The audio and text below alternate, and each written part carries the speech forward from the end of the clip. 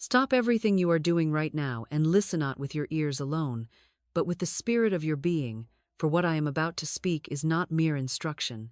It is initiation, not motivation, but spiritual legislation, not possibility, but metaphysical certainty. You are not waiting on God's financial plan. God's financial plan is waiting on your divine habit, your rhythm of righteousness, your spoken decree of faith, your consistent alignment with the laws that govern abundance not by human toil, but by holy order. You have been trained to believe that money moves through effort, through struggle, through strategy and savings and sweat. But I say unto you, money moves through obedience to spiritual architecture, and every act of faith you take in alignment with divine law is a key, a master key, that opens doors no man can shut and pours out blessings that break the banks of reason. I am not here to speak of budgeting tips or marketing tactics or hustle culture wrapped in sacred language.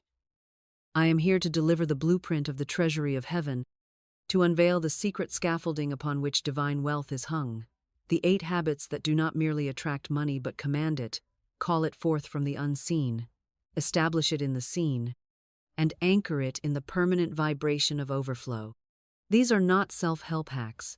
They are the spiritual habits of kings and queens who know they are heirs to the invisible inheritance, co-creators with the Most High, stewards of divine circulation, instruments through which God's prosperity plays its sacred melody in the marketplace of the earth. God is not random. Supply is not chaotic. Heaven is not a disorganized vault. Everything in the divine realm operates by law, by covenant, by spiritual logic deeper than intellect and higher than economy. And if you feel you have been locked out of abundance, it is not because God has denied you, but because you have not yet learned the key that fits the door you were born to open. Every habit I now unveil is a chamber in the house of your divine destinite chambers. 8 keys, 8 spiritual technologies that, when practiced in rhythm, with faith and fire, will not only unlock God's financial plan for your life, but make you a channel of unstoppable increase, a steward of the floodgates, a vessel of visible supply so complete, so perfect, so multiplied that you will forget the days you called yourself broke, and remember only the glory of the God who never ran out, never hesitated, never withheld, but waited only for your mouth to move and your hands to obey. So as I take you now into the first divine habit, speak this aloud with me, for your voice is your entrance. I now build my financial future on divine rhythm, not random chance. I am no longer waiting, I am aligning. I am no longer guessing, I am governed by law. And the floodgates of heaven now open not by luck, but by habit, not by force, but by faith, not by trying, but by truth.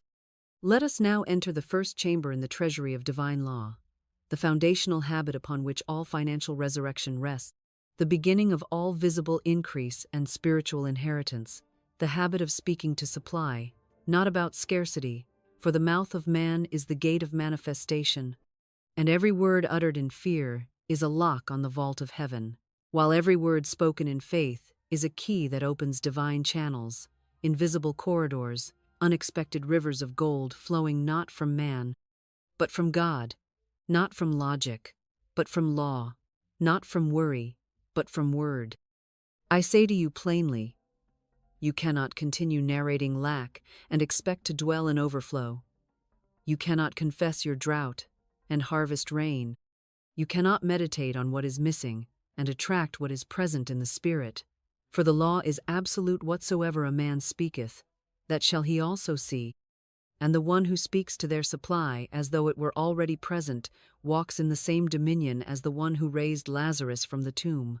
For lack is a death state and wealth is resurrection, and resurrection does not begin in the banquet, begins in the mouth. When Job declared, "Thou shalt decree a thing, and it shall be established unto thee," he did not say wait for confirmation, ask for permission, or analyze the balance sheet of reality. He said decree, establish, manifest, and then witness the light shine on thy ways. This is the order of spiritual command. This is the divine habit of kings. You must stop describing what you don't want and begin declaring what already is in the realm of spirit. You must stop whining about your lack and start commanding your wealth. You must stop calling your bank to see what they say and start calling forth supply from the eternal storehouse with your decree. This habit is not optional, it is essential. It is not a technique, it is a spiritual law. And until your language becomes the sound of provision, your life will echo the vibration of lack. So I tell you now, as a divine steward of the infinite, that your new morning ritual must not begin with social media, news reports, or dread-filled thoughts of what you owe, or what you lack, or what you fear, but with holy speech aimed directly at the throne of supply. Say it aloud, and say it until it becomes your unconscious breath. I now speak to substance. I speak to invisible wealth. I speak to divine channels. I am permanently funded by divine law. Money, you are not my master, you are my servant. You appear where I speak, you flow where I decree, and you multiply where I bless. And do not speak this once, speak it daily. Speak it boldly. Speak it as one who holds the scepter of the kingdom. For every time you say it, you rewire your nervous system. You realign your inner world. And you release spiritual instruction into the field of form. You are not narrating circumstances, you are building realities.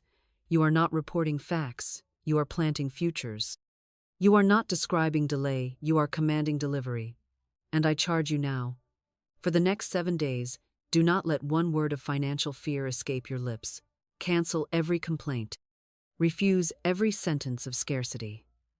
For the tongue is a sword, and you must now wield it with precision, with purity, and with the posture of royalty.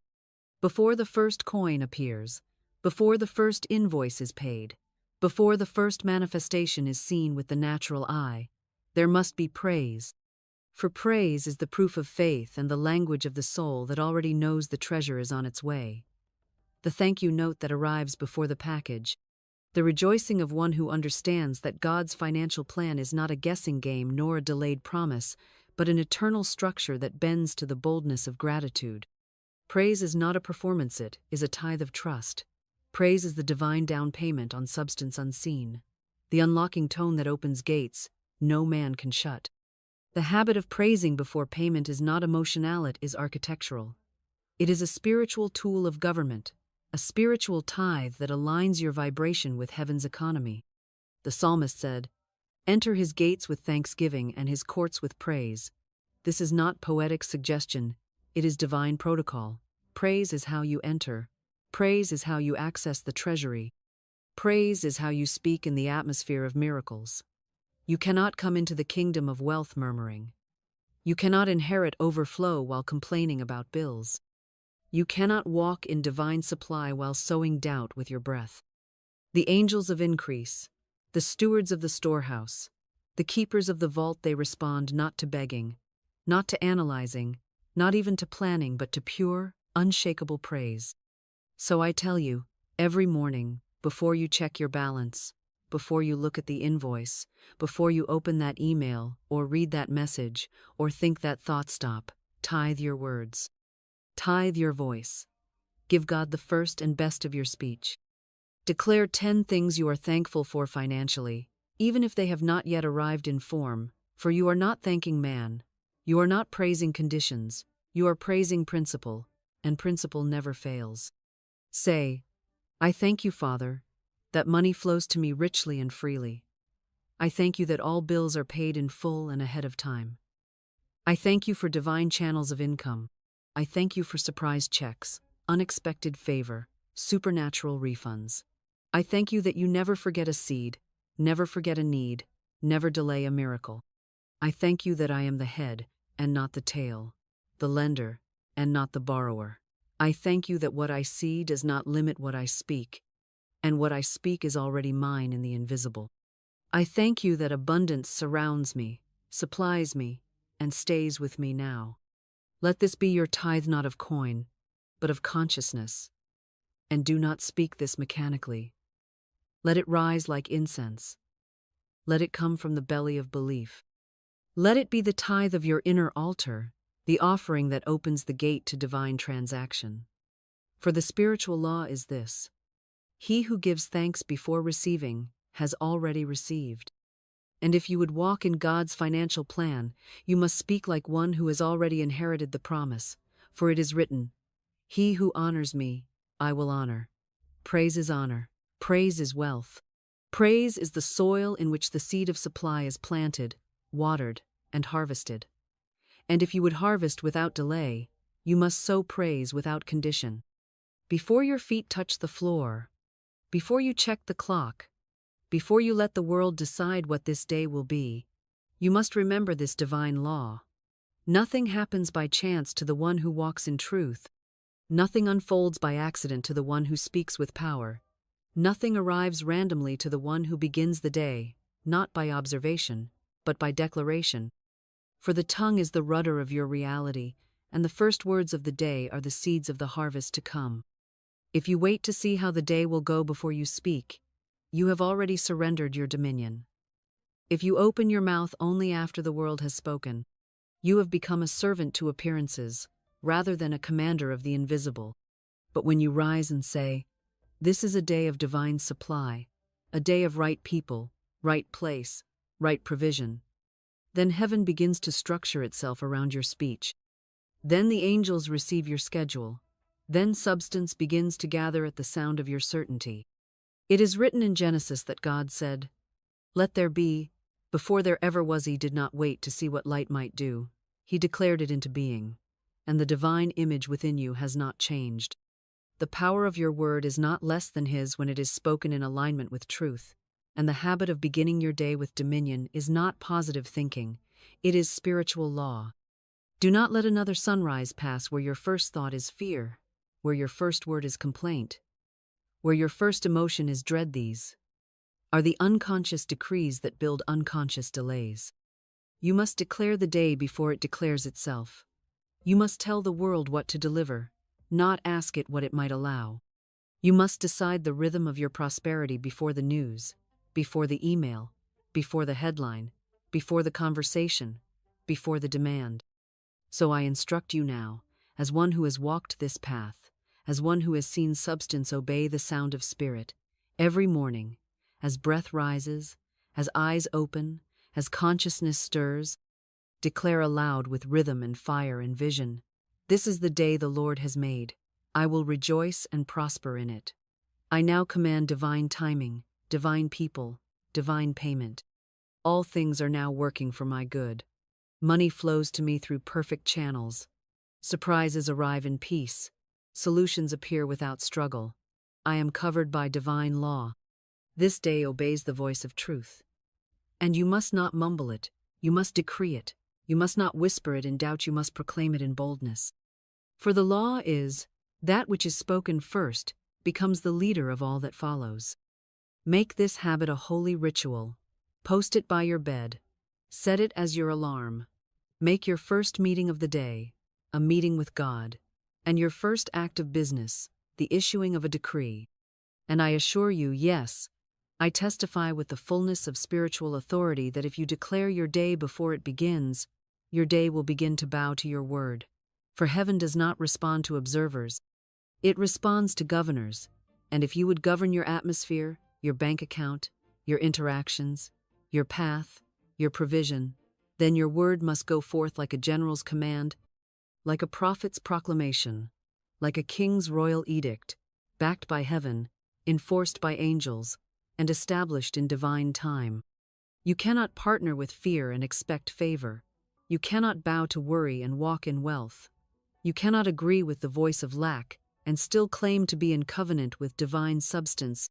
For no man can serve two masters, and fear is always the false god that seeks to sit upon the throne of your mind, always whispering its clever lies in the language of logic, always rehearsing worst-case scenarios, always replaying past failures as prophecy, always suggesting that you are unsafe, unsupported, unprepared, unequipped, when in truth, you are the living temple of the Most High, spoken into being by divine breath, watched over by invisible supply, held in the grip of a God who cannot lie, and surrounded by substance more responsive than shadow. If only you would speak as one who knows and not one who fears. Fear is not a feeling, dear listener. It is an agreement, an invisible contract written in panic and signed with hesitation, and the moment you break it, the moment you tear it up by the authority of the word, The moment you say with power and certainty, I no longer serve fear. I no longer honor lack. I no longer accept the imagination of insufficiency as my truth. Then and only then does divine supply begin to surge through the broken dam of disbelief. Then and only then do miracles speed toward you like rivers loosed from stone.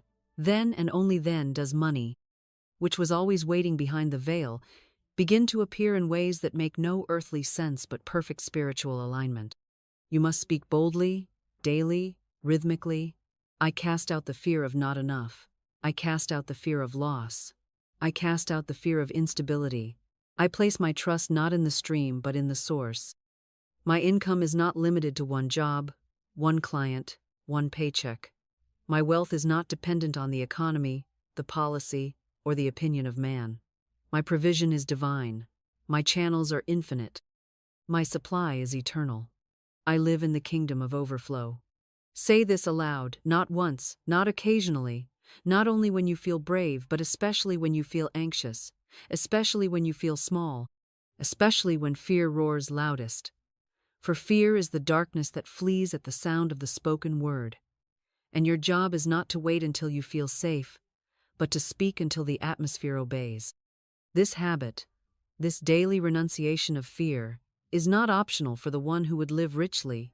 It is the daily cleansing of your temple, the sweeping away of thieves and merchants from the holy place of your mind, the refusal to let the sacred altar of your consciousness be defiled by the language of limitation. Burn every budget written in panic. Delete every journal entry soaked in worry. Cast down every inner voice that sounds like a banker more than a prophet. You are not called to manage crumbs. You are called to multiply loaves. And multiplication begins where fear ends. For perfect love casteth out fear, and you are not called to flirt with faith, you are called to marry it, to live in its name, to speak from its belly, to walk in its decree. So speak now, speak again, speak always. I am no longer in agreement with fear. I walk with Godund, God walks with gold. Money does not come from people. Money does not come from effort. Money does not come from banks, or bosses, or deals, or even labor. It comes through them, not from them. And until you make this distinction in your consciousness, until you stop bowing to the channel as your source, until you break the golden calf of job worship and burn the idol of human dependency, you will find yourself begging at doors that were never yours, chasing after opportunities that are beneath your spiritual dignity, and shrinking the Almighty down to a salary, a client, or a limited sum, when God has never been limited to human delivery systems and the treasury of heaven has never once filed for bankruptcy or delay. So I tell you now, you must speak, not to your job, not to your paycheck, not to your boss, but to the source behind them all. You must lift your voice and declare, divine channels open to me now. I am not confined to one source. I am not bound to one stream. I call forth new rivers, new roads, new means, new methods. Supply finds me in strange and perfect ways. I make my withdrawal from the infinite bank of divine substance. I do not strain, I speak. I do not beg, I believe. Let this be the voice that vibrates in your house, in your morning mirror, in your thoughts as you walk, in your tone as you move. Let your whole being be tuned to the sound of divine supply coming forth, not from effort, but from alignment.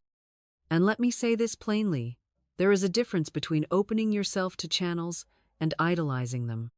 Many speak the truth in the morning and cancel it by noon because they still watch the one paycheck, the one client, the one employer, the one number in their app, waiting for that specific stream to rise, thinking that if it doesn't, the word has failed. But I say to you, when one channel dries up, another opens. When one door closes, 7 more swing wide. When one source seems to vanish, the law of divine compensation multiplies elsewhere.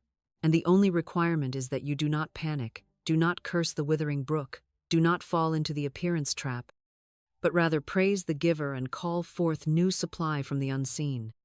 You are not waiting on the job to pay you. You are commanding the supply to clothe you. You are not hoping a deal comes through. You are speaking provision into being. You are not watching a client email with desperation. You are seated in spiritual assurance, knowing that God has 1,000 ways to prosper you, and you need only stand in truth. Hold your peace, and keep your voice aligned with divine law. Every time you say, "Divine channels open to me now," you release heaven's river toward your feet. You melt the ice of delay. You dissolve the barriers of logic. And you become the magnetic field that attracts miracles in disguise, because supply obeys faith, and faith is not vague, it is vocal. It is specific, it is consistent, and it is free from fear.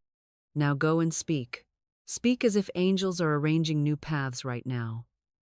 Speak as if heaven is funding your purpose with joy. Speak as if nothing is closed to the one who walks in divine rhythm. For the channel may be new, but the source is eternal. And when you honor the source, the channels cannot help but overflow. There was a woman, nameless in the eyes of the world, but not nameless to spirit, who came to me once not with coins in her hand, but with complaint in her mouth, not with treasure in her purse, but with trouble in her speech. And she poured forth a well-rehearsed narrative, a song of lack, a chant of defeat, a melody of misery, and, though her circumstances were surely heavy, and her years had been marked by loss and delay, what struck me deeper than her story was the rhythmic certainty with which she told it. The way her voice had become the echo chamber of her own poverty. The way her tongue had been trained not for prophecy but for pitiful repetition. And I said to her, not with condemnation but with compassion, "My dear, your life is not bound by condition, but by confession. You do not need more opportunity, you need a new sentence."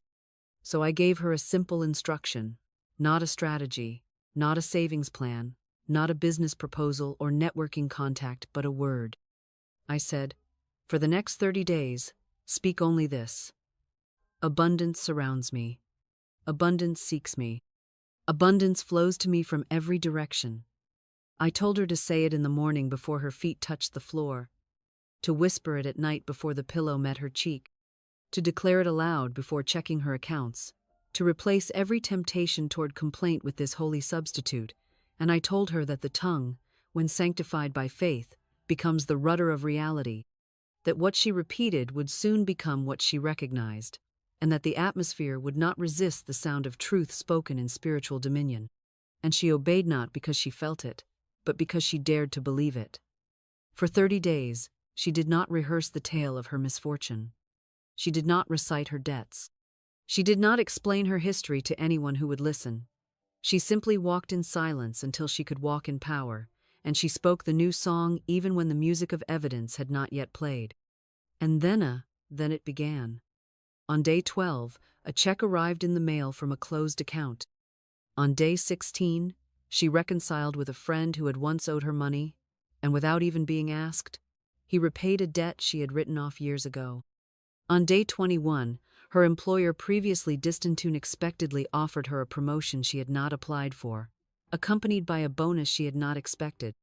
By day 30, her entire vibration had shifted, not only in her bank account, but in her spirit, in her posture, in her face, in her speech.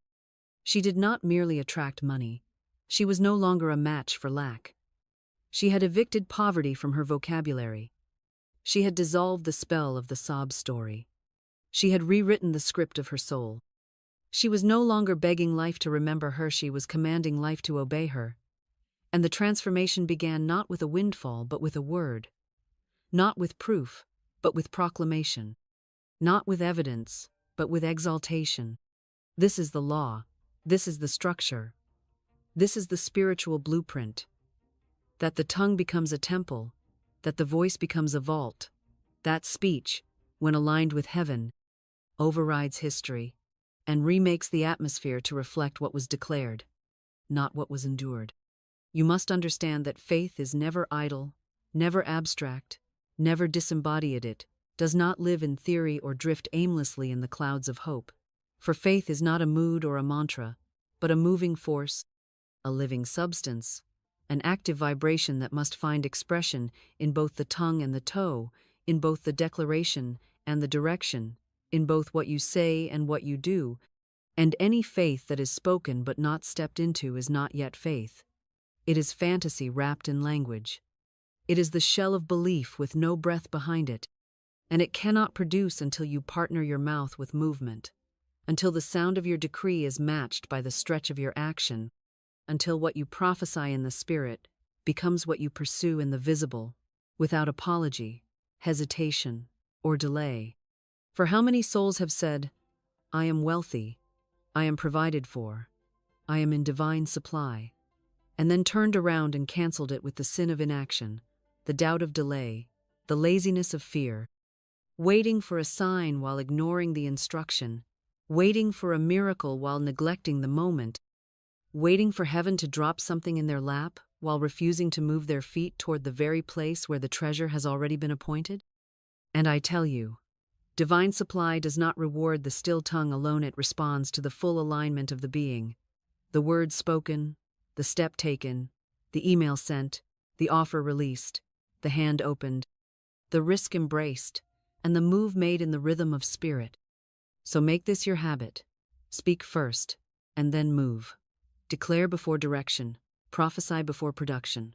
Say the word, then walk as if it is done. For faith without works is dead, and declaration without demonstration is spiritual amnesia. Say, every action I take is backed by divine favor. Every step I take is charged with divine acceleration. I do not move alone, I move with the winds of heaven at my back, with angelic force at my side, with divine timing beneath my feet, and with supernatural openings ahead of me. This is not the movement of desperation, it is the movement of dominion. You do not knock on doors as a beggar, you walk into rooms as one sent. You do not post your offer from fear, you publish your work as prophecy. You do not make the call trembling in doubt. You make it knowing the words you speak are already answered, the opportunity is already aligned, and the one you are calling has already been prepared by heaven to receive you. And if the result does not come instantly, you do not retreat into silence or shame, you declare again. You move again. You realign again. Because you know the word is working, the atmosphere is shifting, the invisible is taking shape, and heaven is watching not just your mouth, but your motion. When your mouth and your movement agree, the treasury of God opens. When your mouth and your movement agree, the angels are released on assignment. When your mouth and your movement agree, what was blocked becomes blessed, what was late becomes on time, and what was small becomes multiplied beyond measure. So ask yourself today, not only what have I said, but what have I done? Not only what have I affirmed, but what have I activated? Not only what do I believe, but where have I moved in obedience to that belief? For your wealth is not waiting in the repetition of your declarations alone, but in the alignment of your steps with the spiritual architecture of divine law, which is not passive, but participatory, not delayed, but dynamic, not timid, but thunderous in motion, calling you forward into the manifestation you've already declared. There is a holy discipline far too many neglect, a divine release that most have not yet mastered, a sacred surrender that is not weakness but wisdom, not passivity but prophetic vision, not letting go from fear but letting go into faith. And it is this: to say, to speak, to declare with power and peace, the 7-word key that unlocks the vault of divine upgrade. This or something better now manifests for me. For when the soul becomes fixated on one channel, one outcome, one timeline, one door, it binds the infinite into a finite plan. It cages the eagle of heaven's provision into the footprint of one familiar path. It reduces the miracle-working mind of God into the narrow corridor of human logic and comfort, and in so doing, it delays the very thing it desires. For God cannot pour rivers into thimbles, nor can divine flow move through pipes that have been constricted by the grip of control. To say this or something better is to tell heaven, I trust you more than I trust my own imagination. It is to acknowledge that what I desire may be good, but what God desires for me is greater. And I do not fear the upgrade. I do not resist the redirection. I do not mourn the door that closes because I know it was not a rejection, but a rerouting, not a denial, but a divine detour, not a loss, but a leading into the field where the blessing is not partial but perfect, not limited but limitless, not transactional but transformational. And so the soul that can boldly declare, this or something better, is a soul that is not shaken by delay, not disturbed by denial, not offended by divine redirection. For it walks in the rhythm of divine trust and floats in the current of divine creativity, and knows that the blueprint of spirit is always better than the map drawn in the mind. This habit is the habit of open hands spiritually, emotionally, financially. It is the habit of divine flexibility, not the rigidity of fear. It is the habit of releasing without regret and receiving without resistance. You must train your tongue to say it daily, whenever a desire is declared, whenever a vision is written, whenever a dream is spoken, this or something better, under grace, in perfect ways. And what this does, dear one, is it seals your declaration in freedom rather than fear. It lifts your vibration from obsession to expectation. It tells the universe that you are not married to the method, you are married to the miracle. And it teaches your soul to rejoice in the surprise rather than mourn the delay. For all delay is an illusion in divine mind, and all detours are still leading to your destined place. Say it when the deal falls through, this or something better. Say it when the money doesn't come on your expected timeline, this or something better. Say it when you feel resistance, rejection, reversal, or redirection, this or something better. And let your energy be unwavering, not because you are indifferent, but because you are divinely assured that the upgrade is always the signature of divine supply, that the thing you lost was only the envelope, and the better thing coming is the letter written in heaven's own hand, containing riches you did not imagine and timing you could not have orchestrated. Make this your holy language, not only in times of uncertainty but in every step forward. Write it over your goals, attach it to your prayers, breathe it into your affirmations. And as you speak this sacred phrase, you will feel the grip around your desire loosen not in surrender to nothingness, but in surrender to a higher, holier something, the something that has already been assigned to you, crafted for you, matured for you, and now drawn to you by the rhythm of your trust. There is a silence that speaks louder than noise, a moment at the close of each day when the veil between the seen and the unseen becomes thin, when the activity of the outer world gives way to the receptivity of the inner, when the soul becomes soil and the word becomes seeded in that sacred pause before rest. The tongue, if trained by truth, has the power to plant not only peace but provision, not only sleep but supply, not only rest but resurrection. And that is why, my beloved, the final habit, the final key in this divine treasury of habits, is this. Seal every day with a seed word, a phrase, a declaration, a divine utterance that is not commentary on the day past, but prophecy over the day to come, not a reflection of what was, but a decree of what shall be. For what most people do not know, what even many spiritual seekers have not yet realized, is that the last word you speak before sleep becomes the first energy your subconscious carries into creation. It becomes the mold around which the next 8 hours of divine craftsmanship take shape. As you sleep, your soul does not slumber, it travels. It partners. It arranges. It receives instructions. It prepares encounters. It draws forth design. And if you speak a seed of fear, you will wake to confusion. If you speak a seed of despair, you will rise into doubt. But if you speak a seed of truth, of supply, of spiritual dominion, if you speak wealth, gratitude, and divine orchestration into the darkness, then the angels of alignment will go forth, the treasury of heaven will be stirred, and the substance of what you declared shall take shape even while your body rests in stillness. For spirit does not sleep, and truth does not wait. And so I ask you, not just as a teacher of metaphysical law, but as one who has seen the miracles, what are you speaking at the end of each day? Are you rehearsing your worries? Are you rehashing disappointments? Are you saying things like, I hope tomorrow is better, or I'm so tired of lack, or I don't know how much more I can take? These words are not harmless. They are not neutral. They are not forgotten in the night. They are swallowed by the subconscious and projected into form. You are the author of your tomorrows, and your final word is your final signature, your closing decree, your spiritual imprint upon the hours to come. Let me give you a better sentencino, a holy sentence, one that aligns with the rhythm of heaven and opens the floodgates of divine economy. My word seals this day in wealth. The God of all supply works while I rest. I wake to provision, peace, and perfect direction. Speak it not once, but 7 times. Speak it not as a wish, but as a law.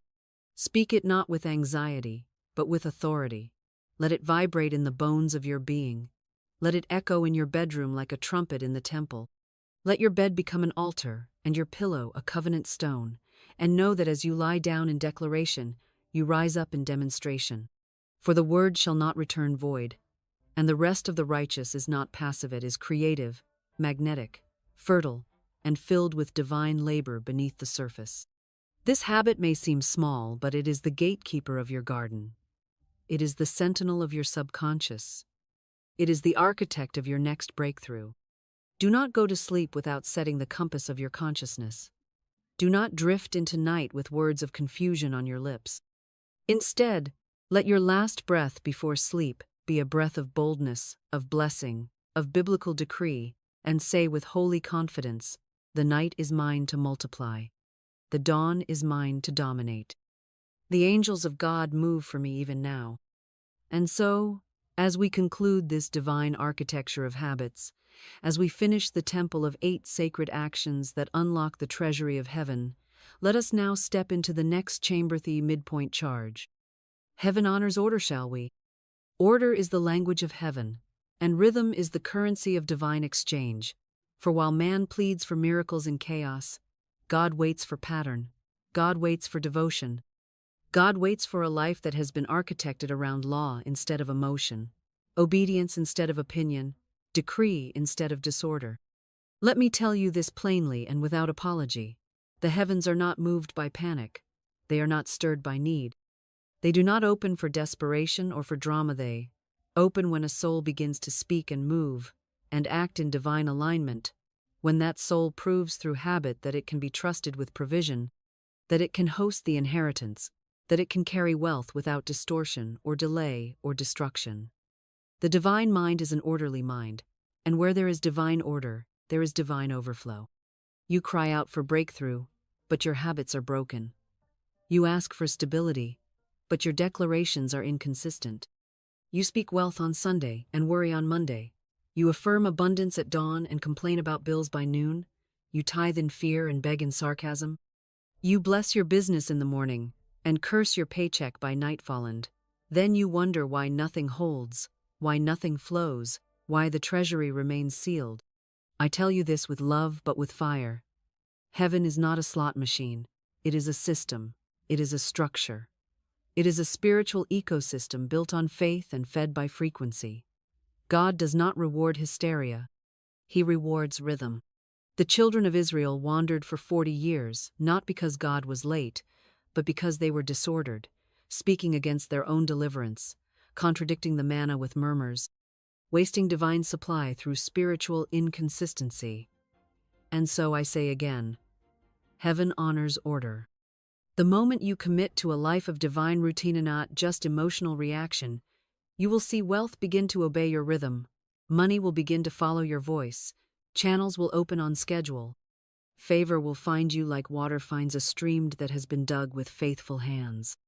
You cannot have the results of the spiritually wealthy while living like the spiritually reckless.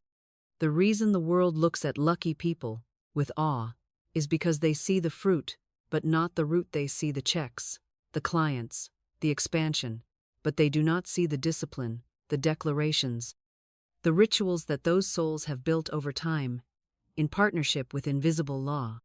For every harvest is hidden inside a habit, and every treasure is hidden inside a temple. And the 8 divine habits I've given you today are that temple. But the temple must not be visited once. It must be inhabited. You must dwell in the law. You must abide in the rhythm. So I now issue a chargino, a suggestion, not a whisper, but a sacred charge from the treasury of heaven. Keep these 8 divine habits for 8 weeks. Do not break them. Do not delay them. Do not water them down with doubt or wrap them in passive language. Build your days around them. Protect your mornings and your nights. Speak with fire, give with praise, act with confidence, release with joy, and rest with power. If you do this not in striving, but in structure. If you obey the order of the kingdom, you will walk into the provision of the kingdom. For the word of the Lord says, "Prove me now, if I will not open the windows of heaven and pour you out a blessing that you shall not have room enough to receive." This is not performance. This is alignment. This is not superstition. This is spiritual government. You are building a life that heaven can bless without contradiction, a temple that supply can dwell in without interruption, a rhythm that divine gold can dance to. 8 habits, 8 weeks, 1 covenant, 1 unstoppable flow. And now, having placed this charge before your spirit and sealed it with sacred command, let us move forward into the next gate, the testimony that confirms the truth. The man who spoke, "I am rich." Into rent for what is declared in law must always be demonstrated in life. Let's go on. Let me now speak to you not in theory, but in living proof, not in abstract principle, but in divine demonstration, not in poetic law alone, but in real-life fulfillment for what is divine order without divine result, and what is law without the living evidence of its power. Let me tell you the story of a Manon, ordinary man, no more favored in the eyes of the world than you, no richer in background, no more connected, no more educated, no more privileged, but a man who came to the end of his logic, the end of his credit, the end of his planning, the end of his savings, and found himself staring at a rent bill he could not pay, a due date that would not move, a landlord that would not wait, and a fear that would not be quietened in that moment. When every human resource failed, when every phone call was already made, when every delay had been granted and exhausted, this man remembered the one thing that cannot be overdrawn, the one resource that is never empty, the one instrument in the spiritual bank that has never declined his word. And so he stood in that tiny apartment, lights dim, fridge nearly bare, with a piece of paper in his hand and a storm of fear in his mind. And he did not beg, he did not cry out to man, he did not make one more call in paniche. Simply looked up, held that bill in both hands, and spoke out loud with a boldness that did not come from evidence but from eternity. "I am rich. I am not waiting. I am supplied. This rent is already paid by divine appointment. Money is now coming to me richly, rapidly, and under grace." And when doubt rose up to mock him, because it always does, he spoke again. And when his own mind whispered, "You're lying," he shouted louder, "I am rich, and it is done." And when the clock ticked closer to the hour of eviction, he did not collapse, he declared. He stood still, and he let the word go to work. Now what happened next defies material explanation, but it does not defy spiritual law. A former client, long gone, long silent, sent a message that night, apologizing for a delay, and asking for his current address, said she had just received a retroactive check for a large corporate contract, and felt compelled to tie the portion of it to someone who had blessed her in the past. The amount? Exactly the rent, plus overflow. Arrived within 48 hours. The man didn't beg. He didn't hustle. He didn't hustle. He didn't reason. He ruled. He spoke the thing, and the thing obeyed. Not because of who he was in the world, but because of what he said in the Spirit. Now I tell you this not so you can marvel at a miracle, but so you can mirror a method, not to romanticize a story, but to reveal a structure, not to say, maybe one day that will be me, but to say, if I speak like that, my life must bow too. For what this man did is not special, it is lawful. It is accessible. It is replicable. And the only condition is your consistency, your boldness, your refusal to mix the holy word with unholy doubt, your decision to speak like one who owns the vault, even when you haven't yet touched the coin. He did not speak to impress. He did not speak for likes or pity. He did not speak to be spiritual.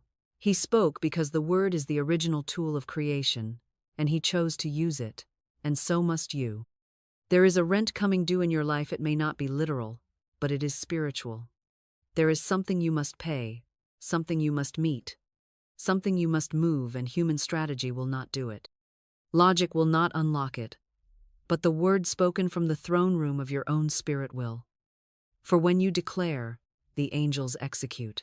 When you decree, heaven arranges. When you say, I am rich, and you mean it from the marrow of your spirit, the whole of divine supply reorganizes itself to match your vibration.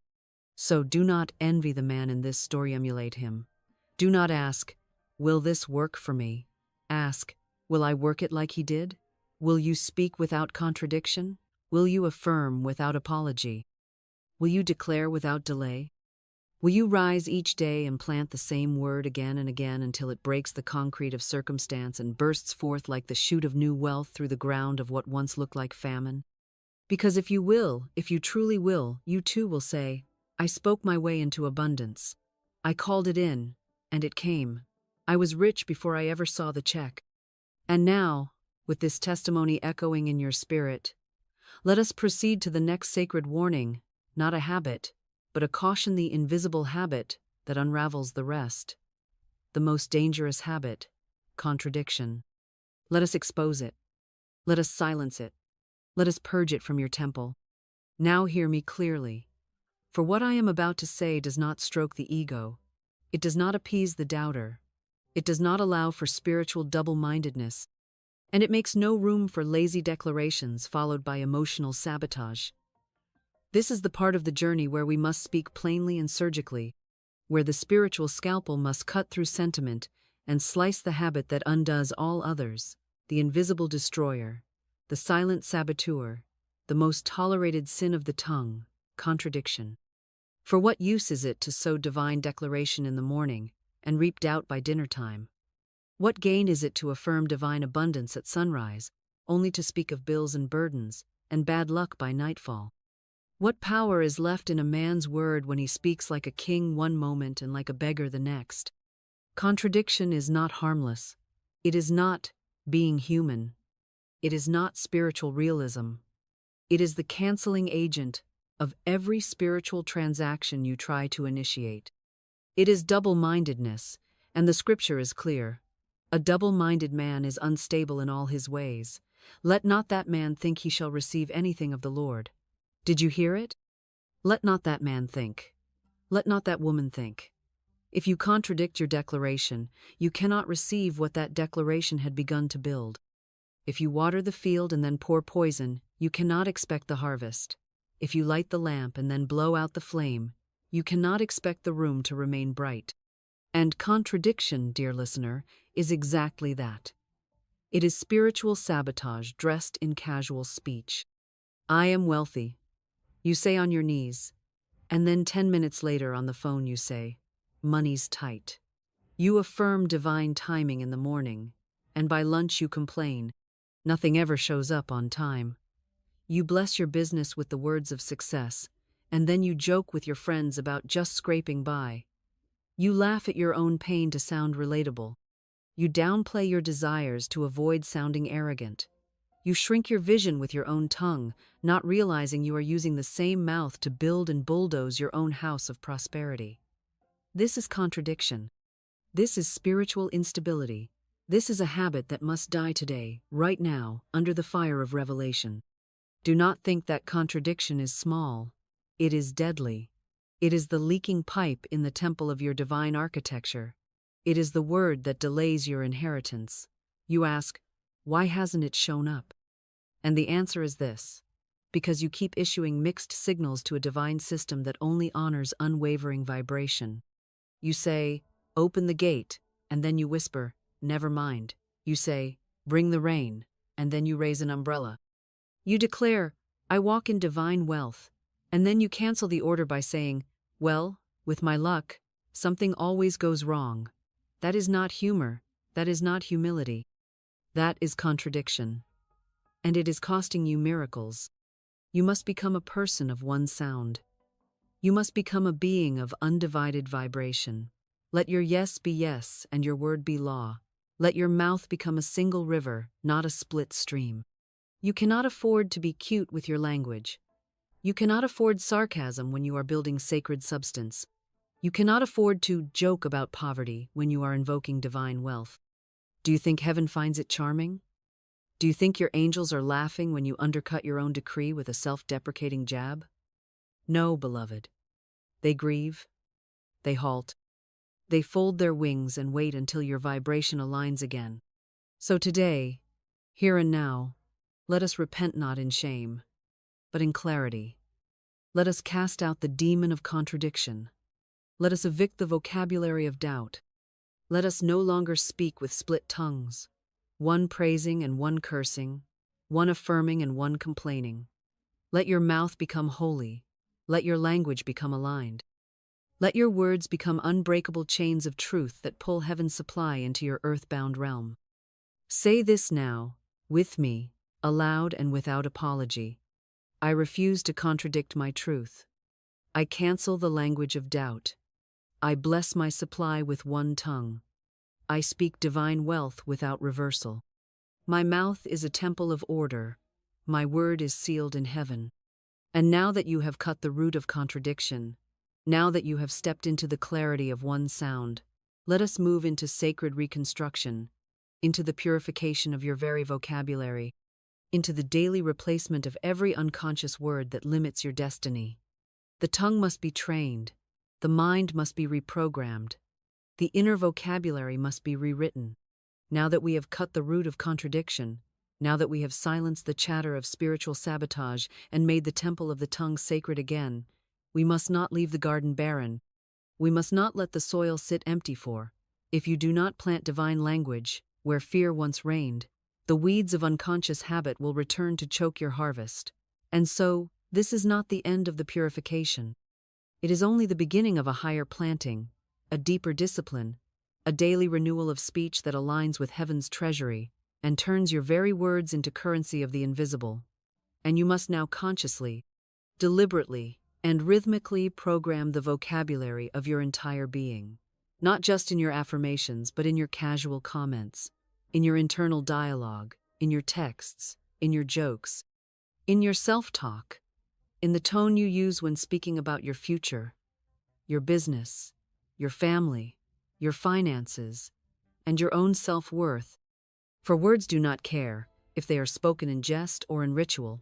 Words obey tone, not mood, law not emotion, structure not whim, and your vocabulary is not merely communication, it is construction.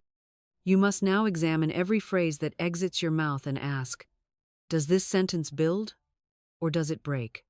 Does this sentence summon wealth, or summon delay? Does this sentence harmonize with the kingdom of abundance, or echo the realm of human reasoning? For there are common phrases innocent in tone, deadly in spirit that you have spoken for years, and you must now evict them as you would evict spiritual squatters from your divine mansion, for they do not pay rent. They do not build. They do not serve. They only siphon power from the vibration of your being and blur the frequency of divine reception.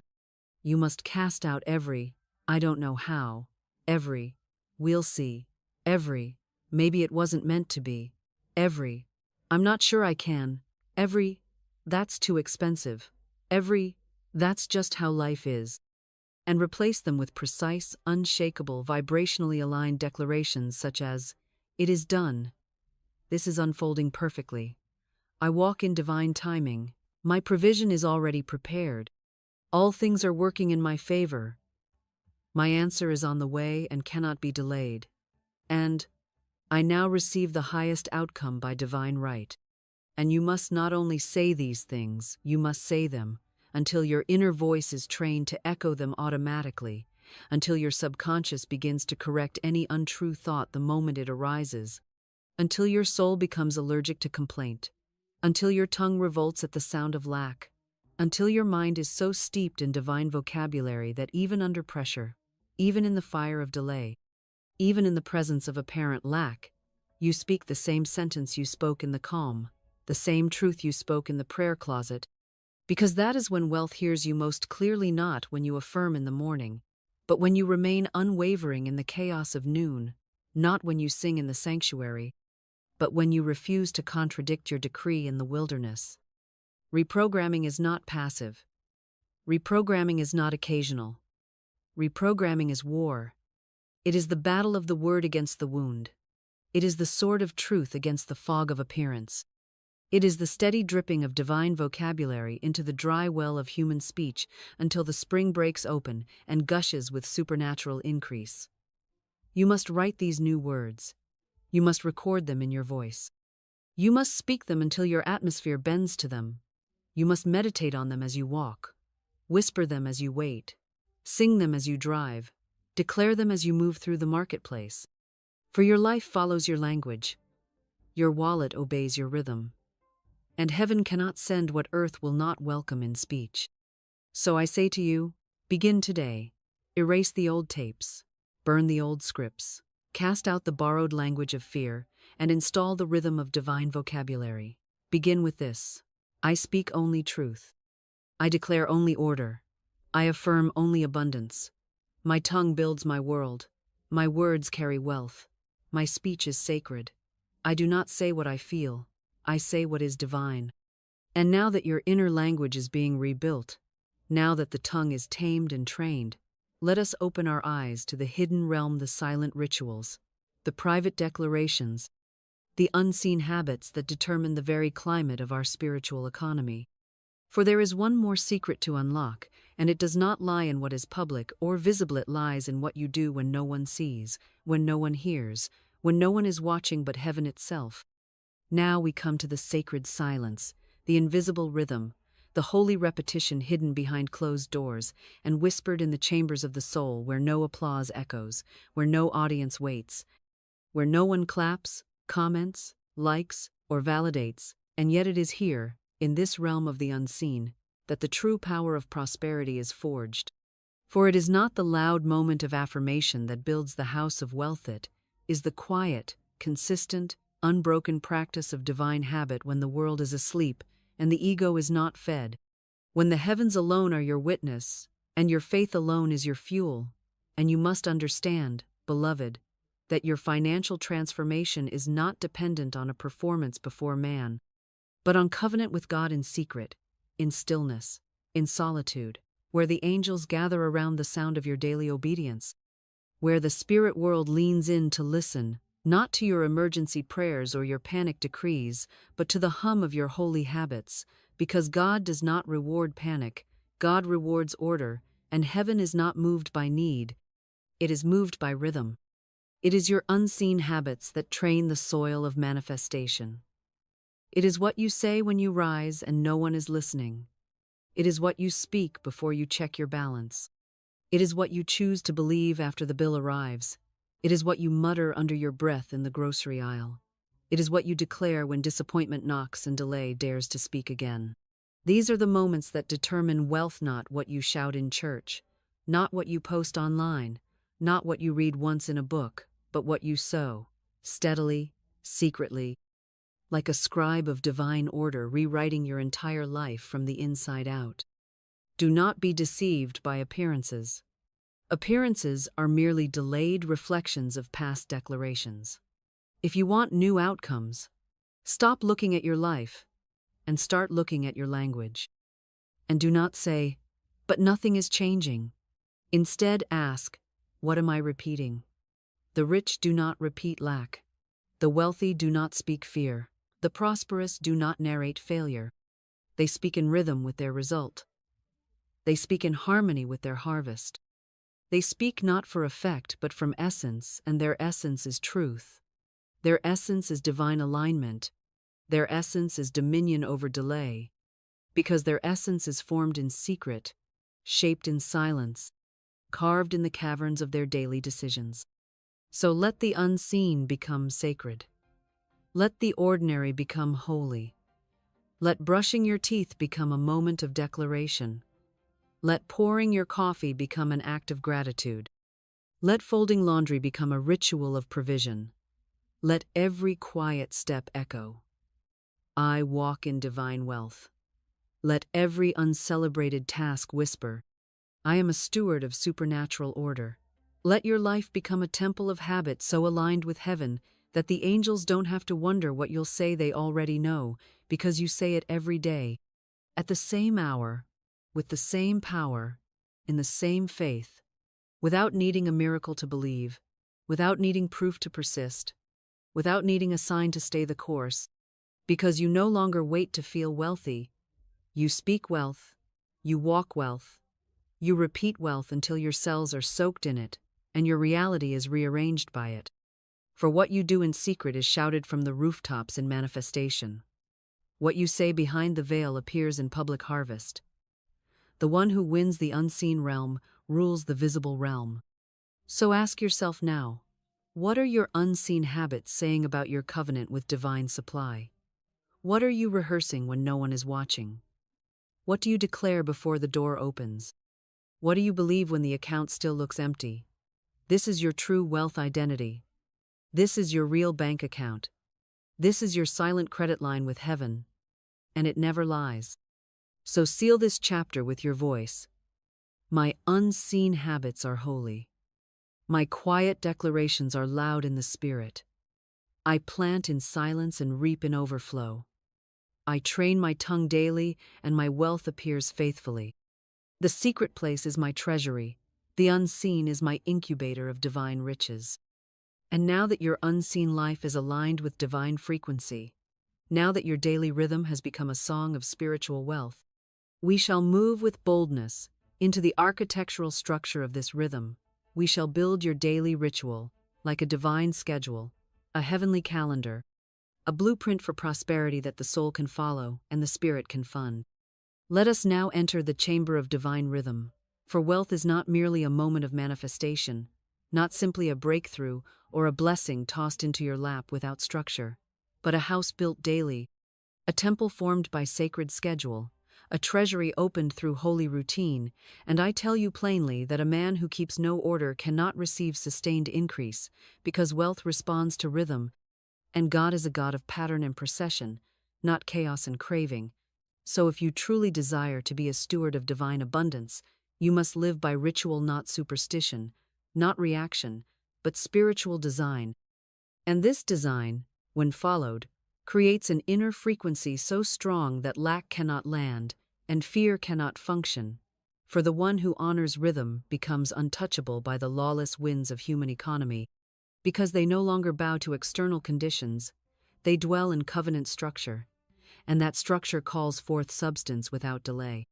So I will now give you a blueprint, not a schedule of obligation, but a rhythm of transformation, not a to-do list, but a divine loop of becoming, and you must follow this not as a burden, but as a sacred path, a spiritual pulse, a wealth choreography that turns your ordinary hours into extraordinary gates of abundance. For time itself becomes a servant when it is ordered by truth, and you will see that each day is not a blank slate, but a consecrated construction, already prepared by divine intelligence to release provision, favor, and opportunity. But it waits on you to speak, to declare, to call it good, to name it abundant, to stamp it with heaven's seal before the world can stain it with fear. Begin your day before the world speaks to you, before the phone chimes, before the bills whisper, before the mirror reflects your mood. Speak first. Speak loud, speak holy, and let your morning word be your architectural command, saying aloud, "This is a day of divine payment, divine favor, divine transaction, and divine timing. I command perfect supply to meet me here, and let this be said before breakfast, before business, before busyness, for it is not an afterthought but a first fruit of the tongue, and what you speak first will govern all that follows." Then, as you move through the tasks and tides of midday, when distractions multiply and the mind begins to scatter, and the old voices of worry attempt to creep back into the temple of your mind, pause and give your midday thanking, a deliberate turning of the soul back toward supply, a moment when you refuse the evidence of appearances and declare, "Even now, unseen wealth moves toward me. Even now channels are opening. Even now divine decisions are being made in my favor. Even now the heavens are pouring out to my good." And say this not because you feel it, but because you choose it. Not because you see it, but because you seed it. And in doing so you realign yourself with the rhythm of answered prayer. Then, when the day begins to close, when the mind tallies the hours and the soul begins to drift, do not allow yourself to fall into slumber with uncertainty in your spirit or scarcity in your speech. Seal the night with your evening seed, and say this before sleep. Say it as you lay your head down. Say it until peace returns and fear flees. All things are now working together for my wealth. My words are active even while I rest. My harvest is growing while I dream. And I sleep in the security of divine provision. And know this, that the subconscious listens most clearly at the gates of sleep, that your spirit is instructed while you slumber, that angels work best in the silence of surrender, and that by seeding your night with truth, you water your tomorrow with power. And once a week, take what I call the praise and surrender day, a day not for demanding, not for strategizing, not even for speaking desires, but a day of consecrated gratitude, where you review all the good that has come, and you give thanks not for what is only visible, but for what is inevitable. And you declare, thank you for supply not yet seen. Thank you for doors not yet opened. Thank you for solutions already complete in spirit. And then you surrender all attachment to timing, form, or outcome, and you say, this or something better, by divine right, under grace, in perfect ways, and let your rest be your worship, let your peace be your praise, and let this weekly rhythm restore your soul to the frequency of trust. This is the ritual of the wealthy in spirit.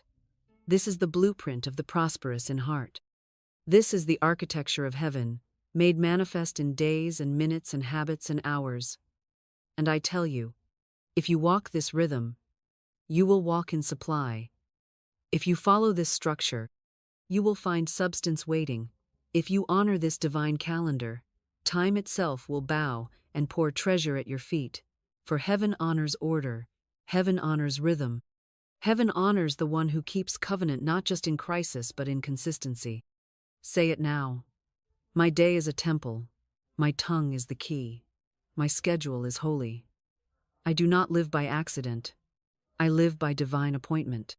And now, having built this rhythm, let us look to a living testimony of what happens when this blueprint is honored in full. For it is one thing to be taught and another to be transformed, and I will now show you what happens. When divine habit breaks the yoke of debt and births the overflow of heaven, come with me now. There once was a woman, perhaps not unlike you, who lived for years beneath the shadow of financial fear, not because she was foolish, not because she was lazy, not because she lacked faith in God, but because she had unknowingly spoken herself into a cage of contradiction. For while her heart believed in divine supply, her words rehearsed human struggle, and while she tithed in habit, she also worried in secret, and while she praised with lips, she murmured with her mind, and so her account remained low, not because heaven had denied her, but because her habits had deluded her. And I say this to you with love and with clarity. The universe does not deliver what you desire, it delivers what you daily declare, what you dwell in rhythmically, what you speak when no one is listening, and especially when lack appears to mock your faith, because true wealth is not the overflow of emotion, but the outcome of alignment. And so this woman, tired of contradiction, tired of overdrafts, tired of watching others rise while she remained stuck, made a quiet covenant, no announcement, no performance, just a deep inner yesand, she said. For 30 days, I will speak no lack, I will sow no fear, I will honor divine habit like it is holy scripture, and I will treat my mouth as a temple, not a tool of panic. She began her mornings not with phone checks or balance peaks, but with bold words spoken aloud, words she did not yet feel, words that contradicted her reality, but were rooted in spirit's promises. Declared, money flows to me richly and repeatedly. I am provided for even before I ask. Today is already funded by divine law. And though her rent was due and her account was negative and her mailbox carried more bills than blessings, she did not flinch, because she had learned to make the word heavier than the world. And when midday came and the temptation arose to speak about what she lacked, to vent to a friend, to repeat the old story of survival, she caught herself, she paused, she turned inward, and she whispered instead, even now, supply is searching for me. Even now, angels are organizing my increase. Even now, channels I know not of are opening for my good. And though nothing had shifted yet in the outer, everything had begun to shake in the inner, for she was no longer aligned with struggle, she was now vibrating in rhythm with kingdom reality. On day 9, a phone call came a friend from her past, someone she hadn't spoken to in years, had suddenly felt prompted to pay back an old debt, a sum that had been forgotten, a small, 300, but she didn't dismiss it. She didn't say, only, she gave thanks, as if it were 30, for she understood that every drop is proof of flow, every crack is proof of coming flood, every early fruit is proof of a ripe tree, and she said aloud in praise, "This is the first of many, and the next is greater still." On day 16, she was led to apply for a freelance contract she would have previously ignored. "Too good for me," her old self would have whispered. "They won't choose me." Her fear would have added, but her new rhythm had no room for rejection anticipation. She had trained her tongue to speak alignment, and so she submitted the application with a simple phrase, "This or something better," by divine appointment. And 3 days later, not only was she chosen, she was offered a retainer double her request, with creative freedom and upfront payment, and when she asked what made them select her, the client said, "Your confidence felt calm. You spoke like it was already done." And it was already done not because she worked harder, not because she manipulated the moment, but because she had lived in spiritual architecture, she had honored the ritual, she had walked the blueprint, and heaven had no choice but to match her integrity of speech with integrity of supply. By day 30, her overdraft was gone, her rent was paid in advance, her fridge was full, and her smile was no longer a mask of faith, it was the mirror of overflow. But more than the money, she had changed her name in the spirit. She was no longer the woman who feared the first of the month. She was the woman who governed her month with divine rhythm. So hear me clearly. Beloved, you are one habit away from a financial turning, one spoken ritual away from unlocked gates, one disciplined mouth away from supernatural overflow. And the question is not whether God's plan is written. It is whether your habits are aligned with His pen. Say it now, with no fear, with no compromise, with no doubt. I exit the system of struggle. I walk into the temple of rhythm. My habits are holy. My voice is law. I move from overdraft to overflow, and I never return again. And now, having walked through proof and blueprint and holy practice, I will lead you into the culmination, the sealing, the invocation, the tongue-tied contract between you and divine law itself. Let us now speak together in cadence and certainty. And now, beloved, let your mouth become the altar and your word the sacrifice. Let your breath slow down and your shoulders release. Let the distractions fall like dead leaves from your field of focus. For this moment is not casual. It is not mental. It is not ritualistic or performance. It is spiritual rebuilding. It is kingdom construction. It is the law of rhythm meeting the law of dominion. And it begins not with shouting or striving, but with the bold reverence of a soul who knows that every syllable plants, that every utterance shapes, that every spoken truth becomes a brick in the mansion of provision. And so, with sacred awareness and divine confidence, we now speak not to be comforted, but to be conformed to the architecture of the infinite. Repeat with me, not as a wish, not as a hope, but as an ordinance of heaven written on the scroll of your mouth. I speak divine order into my finances not someday, not when I feel worthy, not when the world agrees, but now, for order is not a reward for effort, it is the result of alignment. And I now align with the rhythm of wealth that has always been mine in spirit before I ever saw a dime in matter. Let it sink. I am a holy steward of infinite supply. I do not apologize for abundance. I do not shrink before prosperity. I do not flinch at overflow, for I know that divine substance expands in the hands of the aligned, and I am aligned by word, by rhythm, by decree, by daily obedience to invisible truth. Breathe it in again.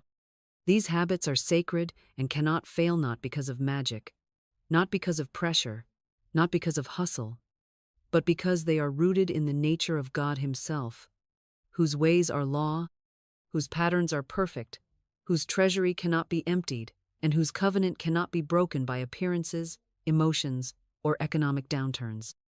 Let this final declaration fall like oil on your crown. My life now bends to divine rhythm. My speech is a command post. My mind is a garden of truth. My hands carry favor. And my days are governed by the supply system of heaven. I walk in the path of the ever-increasing, the always provided for, the divinely funded, and I shall not want, not now, not ever again. Now breathe. Let the old version of you disintegrate in silence. Let the contradictions be washed away in this moment of pure spoken agreement.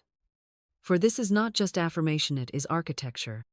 It is not just encouragement, it is enforcement.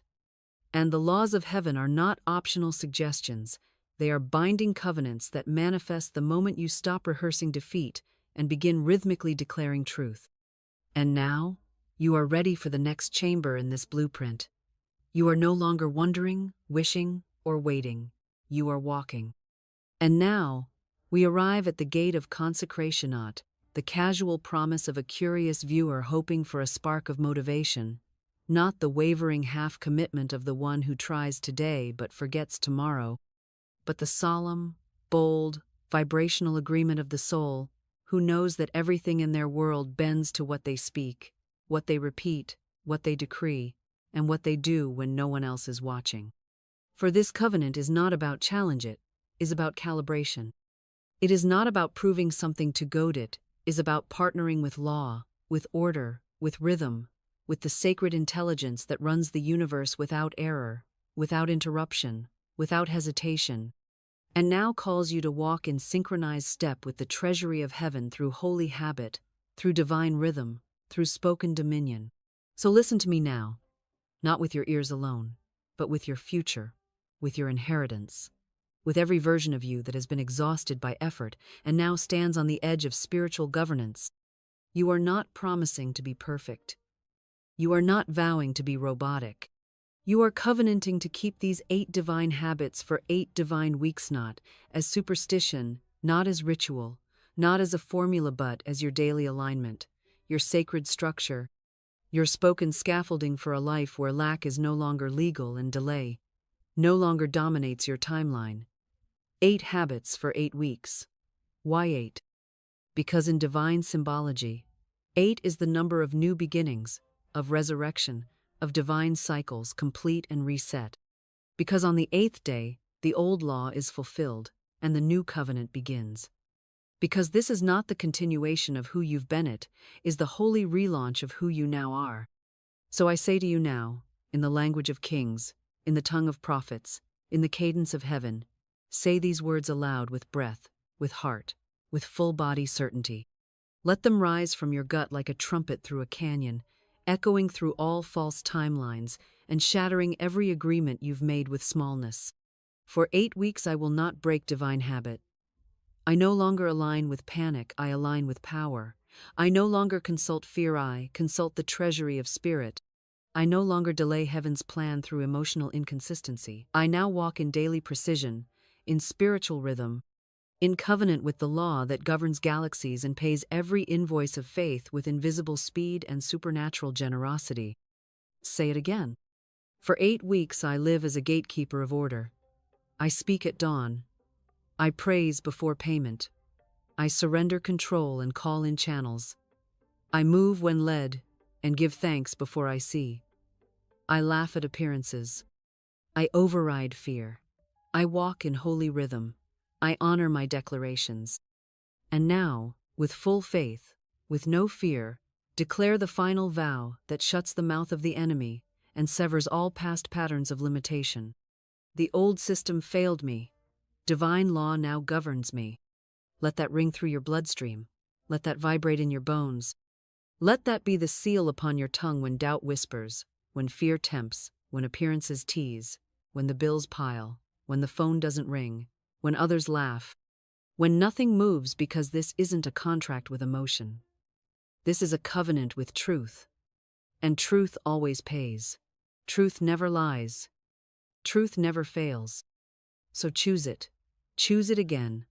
And when your soul forgets, return to this moment, not to beg, not to ask, but to remember. You don't need a miracle. You are the miracle in motion, the mouthpiece of the word, the steward of the treasury, the builder of new economic dimensions by nothing more than your daily alignment, your sacred routine, and your spoken agreement with the wealth of heaven that has been hovering over your life, waiting only for your rhythm to match its readiness. You are now ready for the benediction, the sealing oil, the final alignment.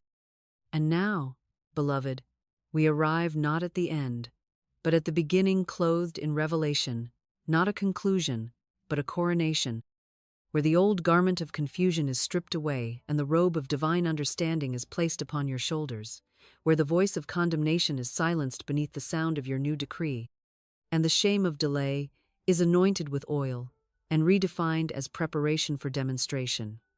For you are not behind, you are not late, you are not forgotten, and you are not disqualified. You are simply being brought into alignment, into divine position, into the rhythm of heaven's pulse that knows no lack, no loss, no limitation, only increase, only orchestration, only the perfect fulfillment of time through truth. You see, the enemy of your wealth was never the balance in your bank account, nor the job that didn't come, nor the door that wouldn't open, nor the years that seemed wasted. It was always the belief that your timing had expired, the lie that said others were chosen but you were not, the deception that made you worship the appearance instead of the word, the illusion that kept you from aligning with the system that never fails. Divine law, spiritual order, spoken alignment, rhythmic obedience. And now that you have entered the treasury of these habits, the architecture of God's financial plan, the sacred corridors of speaking, thanking, surrendering, commanding, receiving, you must understand this truth so deep, so irrevocable, so eternal, that it etches itself on your identity and becomes the breath you carry into every hour. You are not behind. You are being aligned. For delay is not denial, it is design. And what seemed like a detour was the Spirit dragging you away from counterfeit supply so that you could discover the fountain that never runs dry. What felt like failure was God closing systems that could not sustain your anointing. What looked like silence was the earth holding its breath, waiting for you to speak, to command, to declare, to initiate the word into the womb of time so that your future would have no choice but to give birth to the wealth that has always belonged to you, not as a prize, but as a portion, not as a reward, but as your rightful inheritance. And so now, I ask you to take one final posture, not of begging, not of hoping, not even of requesting, but of divine finality. Let your spine rise tall with the knowledge that angels listen when you speak. Let your voice take on the weight of kingship. Let your heart beat in rhythm with the treasury of heaven, and say with Minot timidly, not experimentally, but with holy fire, I am not behind, I am divinely aligned. I do not chase, I attract through command. I do not fear, I speak from authority. I do not wait, I decree, and it is done. Say it again, not for me, not for others, but for the old version of you that tried to earn what could only be spoken, for the tired version of you that begged for drops when oceans were waiting, for the unsure version of you that whispered when they should have thundered. I am not behind, I am being aligned. Every habit is holy. Every word is a seed. Every day is ordered. Every lack is dissolving. Every account is rising. Every step is covered.